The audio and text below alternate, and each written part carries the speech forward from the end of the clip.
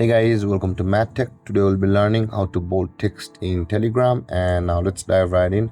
Now to bold text in Telegram, first open up your Telegram app, and after opening a Telegram app, guys, open the chat box of the person to whom you want to send the bold text. And after opening a chat box, guys, let's type in a message. Like I'll be just typing a bold text message, I guess. And now in order to proceed to bold these text, before you send it, tap and hold on the message. You will be required to select the message which you want to bold. I'll be just bolding all of those. And after you have selected these messages, you can see, guys, this kind of option will appear where it says the cut, copy, quote and spoiler. And just beside the spoiler at the right side, there is a three dotted icon available for us. Tap on that three dotted icon, and this kind of interface will appear where you can see the bold option available for us at the top of the screen.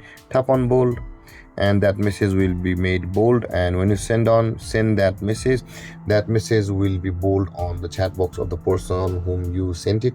And there, guys, this is the way you can bold message in Telegram. And if you have any confusions or questions regarding the topic, feel free to comment in the comment section below, and don't forget to like, subscribe and hit that bell icon for more videos. Thank you for watching, guys. Peace.